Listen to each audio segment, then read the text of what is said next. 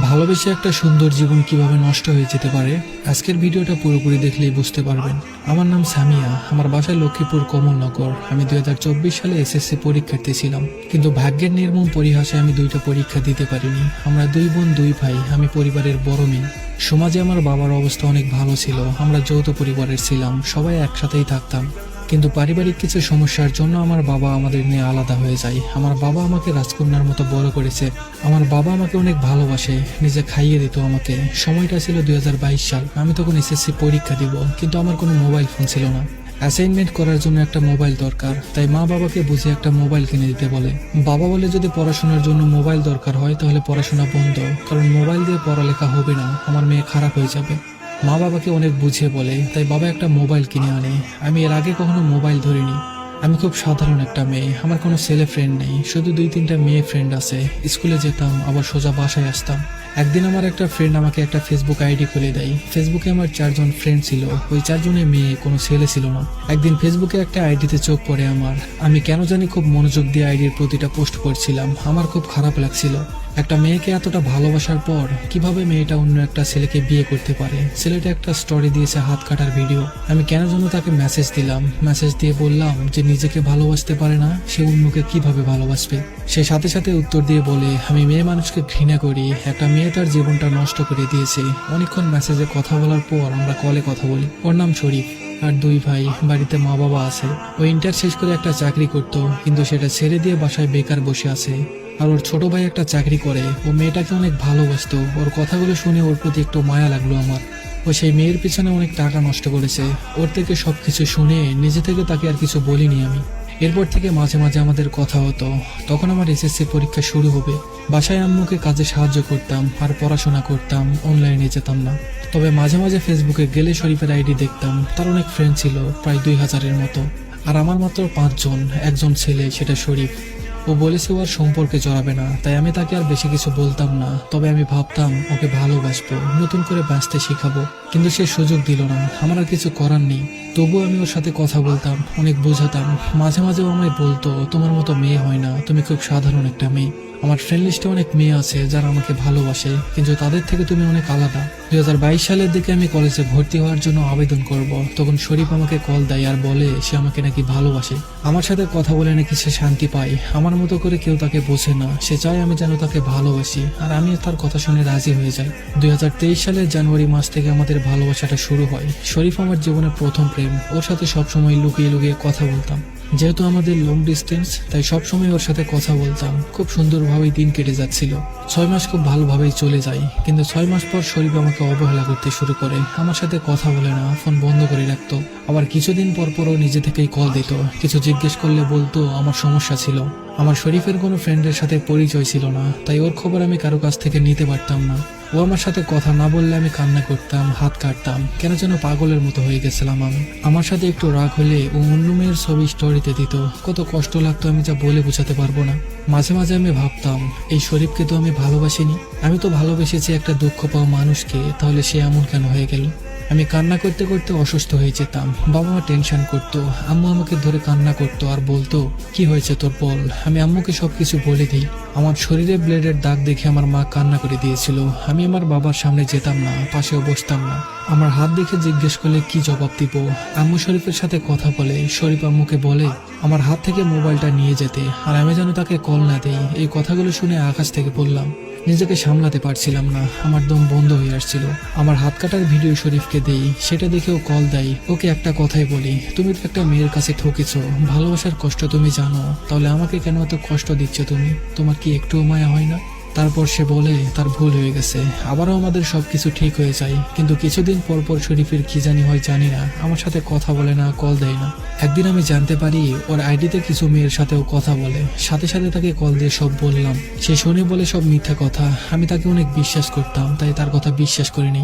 এভাবেই অনেকদিন চলে যায়। 2023 সালের 24শে ডিসেম্বর বাবা বাসায় আসে। আমাকে দেখতে একটা ছেলে আসে। আমার বাবা বলে আমার মেয়ে তো রান্না করতে পারে না, আমার মেয়েকে আমি বাসায় থেকে রান্না শিখাবো, তারপর পর বিয়ে দিব, আমার মেয়ে এখনো ছোট আছে।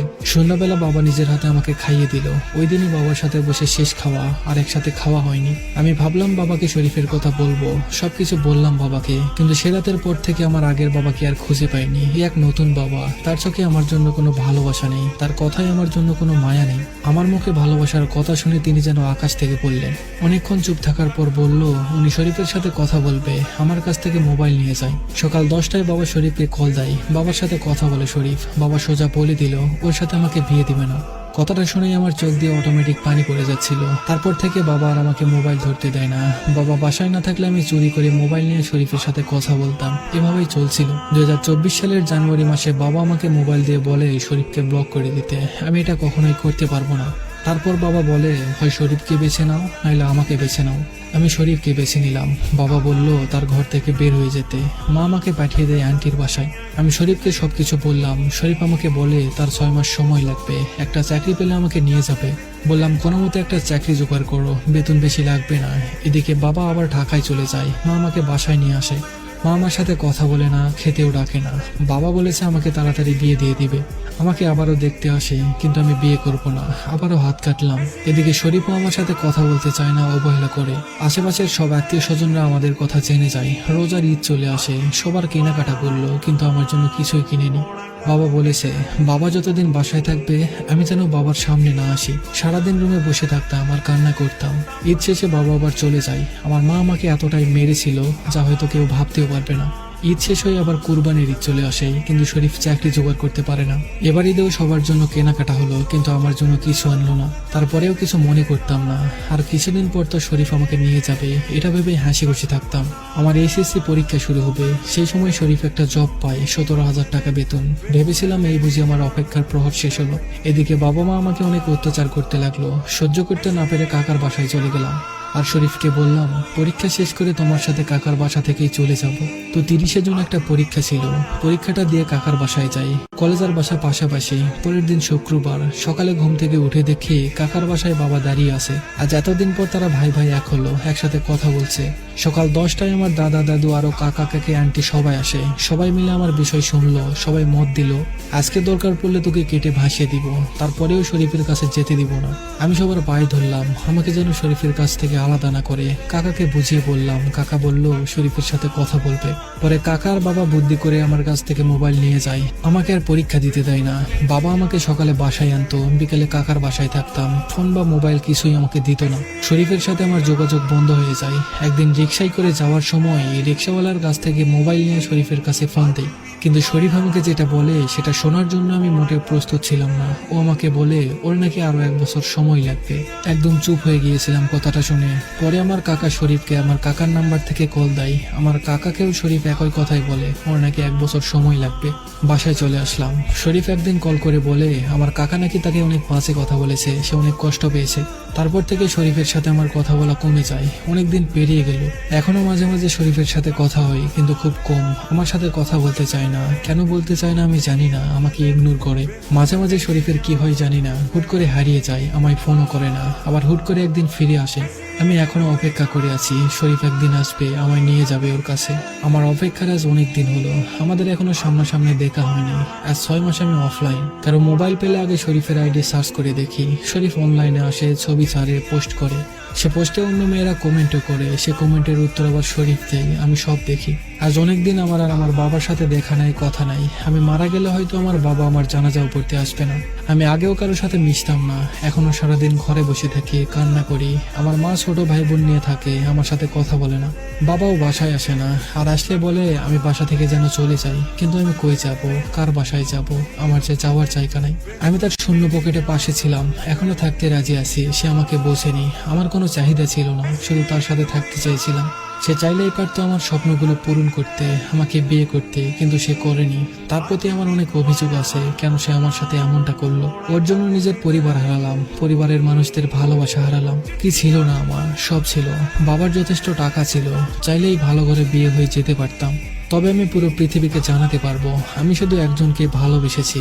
গর্ব করে বলতে পারবো আমি শরীফ ছাড়া অন্য কোনো ছেলের সাথে কথা বলিনি। শরীফ এখন একটা চাকরি করে, জানি না কেন আমায় নিয়ে যায় না, তবে আমি অপেক্ষায় আছি। কারণ তার চোখে আমি আমার জন্য ভালোবাসা দেখেছি, হয়তো ক্ষণিকের জন্য, তবে তার জন্য আমার ভালোবাসা থাকবে সারা জীবনের জন্য। আমি তাকে এখনো অসম্ভব ভালোবাসি, এখনো তার পথ চেয়ে বসে আছি। তবে আমার সাথে কথা না বলে যদি সে ভালো থাকে, তাহলে তার ভালো থাকাটা আমি নষ্ট করব না। তাকে একটাই কথা বলবো, যদি কখনো তার মন খারাপ লাগে আমার কাছে যেন ফিরে আসে, আমি তাকে ফিরিয়ে দিব না। আমি পারবো না অন্য কোনো ছেলেকে তার জায়গায় বসাতে। তাকে একটাই কথা বলতে চাই, ভালো তো তুমিও বাসছো, তাহলে ছেড়ে কেন যাচ্ছ? আমি কথা দিয়েছিলাম সারা জীবন পাশে থাকবো, আমি আছি, তুমিও প্লিজ কথা রেখো। আমি জানি অপেক্ষার মানে অনিশ্চয়তা, আর অনিশ্চয়তা থাকা সত্ত্বেও কারোর জন্য অপেক্ষা করার নামই ভালোবাসা। অনেক কষ্ট পেয়েছি তার জন্য, আমি সবসময় ভয় থাকি সে রাগ করে যদি আমাকে ছেড়ে চলে যায়। আমি সবসময় চিন্তা ভাবনা করে কথা বলি যেন ও রাগ না করে। আমি তার চোখে আমার জন্য ভালোবাসা দেখেছি, আবার অবহেলাও দেখেছি, তবে আমার চোখে তার জন্য সবসময় ভালোবাসা ছিল। সে সবসময় ছেড়ে যাওয়ার বায়না করে, আর আমি থেকে যাওয়ার বায়না করি। আসলে ছেলে মানুষ মনে হয় বেশি ভালোবাসা পেলে বিরক্ত হয়, আর মেয়ে মানুষকে যত ভালোবাসবে তত কম মনে হয়।